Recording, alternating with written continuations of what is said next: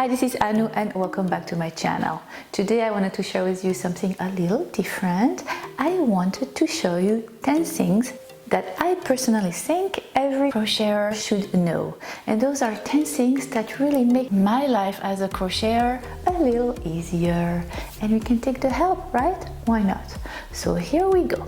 The first thing that I think every crocheter should know is putting your yarn in a colander is an amazing way of keeping your yarn from going all over the place and travel. Put your yarn right there and pass your yarn through any of those little holes. There's nothing more annoying than yarn rolling under the couch and you having to crouch and having to crawl to get it back. So here you go, this is the solution. Love it. And the neat thing is that you can place more than one yarn and just string your yarn through another hole and voila! Keeps your yarn from tangling as well. Oh, this one I love too. When you are supposed to crochet in the round and you have to make a circle, and I keep telling you, make sure that your circle is not twisted. So here is a way to prevent that from happening. Chain 5. Drop your chain and pick up the first chain you had made. Make sure that, of course, it is not twisted. Pick up back that last chain you had made and continue to chain. Once you have the number of chain you need, just pass it through that first chain and voila! You can begin to crochet in the round and you can be sure your circle will not be twisted.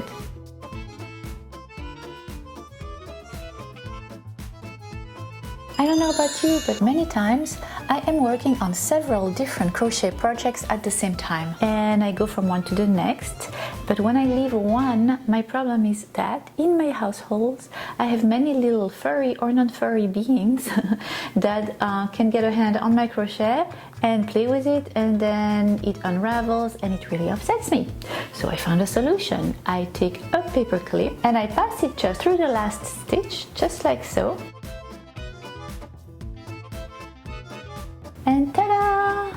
I can assure you that you can pull on it and tug, nothing will happen, no more unraveling, and your project is safe from your little hooligans. Now, I just told you I have a lot of projects going on at once, and to try to keep them organized, what I do when I want to move to another one, I take a big Ziploc bag and I put my work in it with the yarn that I am working on. Sometimes it takes me a few weeks or months to go back to a project. Then I come back and I forgot what it was, what crochet hook I used. So what I do is I take my Sharpie, I write on it what I was doing, the crochet size, the yarn, usually the kind of yarn and the color, because sometimes I don't have enough yarn left to finish, and voila! So I am sure that when I go back to my project I am able to continue it, and sometimes also the stitch I use I add as well. Nothing more unnerving than when you finish your work and then your work unravels, and sometimes it happens with granny from the middle, especially when you begin with a magic circle. So I love taking some fabric glue. I love it for so many reasons. It is transparent, it is washable, and if I take my glue and I put a little drop right where I fastened off, it will make sure that it is stuck together and doesn't unravel.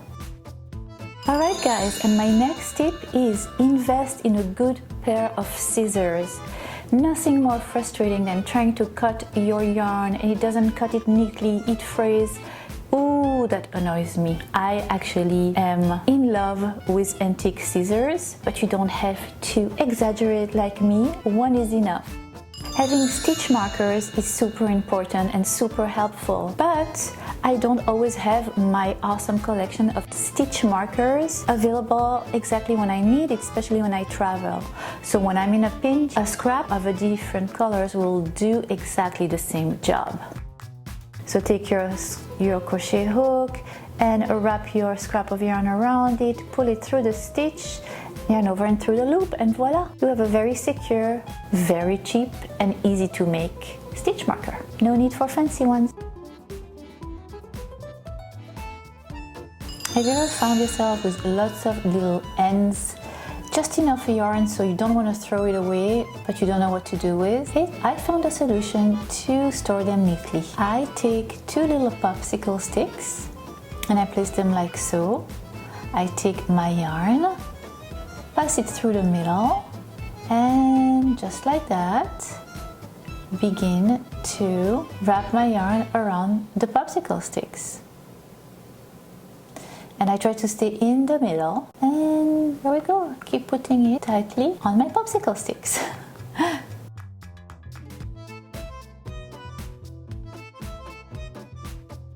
And when I reach the end, I put the end of my yarn in between those sticks, and it stays neatly put.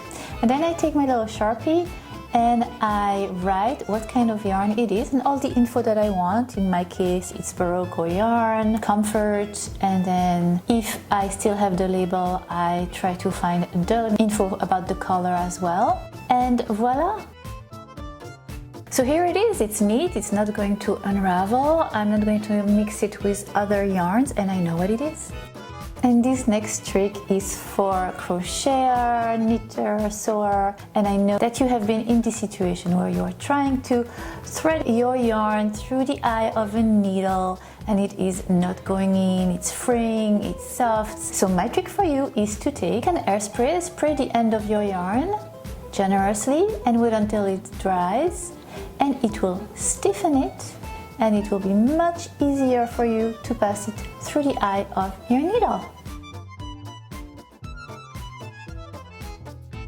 And last but not least, do not forget to stretch your hands and your arms when you crochet. I crochet for hours and hours, and if I don't stretch my hands, I pay the price. So here are my favorite movements. Put your hands in front of you and cross your fingers together and pull, pull, pull, pull, pull. Second one is take one hand at a time and push the fingers in front of you while giving some resistance with your hand. Push your hands away from you and grab your fingers and pull them to you. Do it with both hands.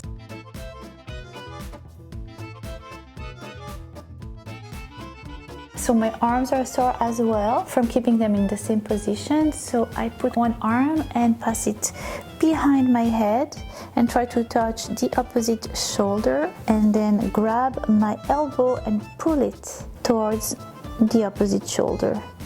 And then I do the same on the other side.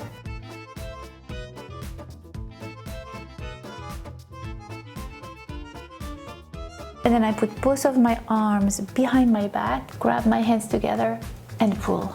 Much better. Do not forget to stretch, guys.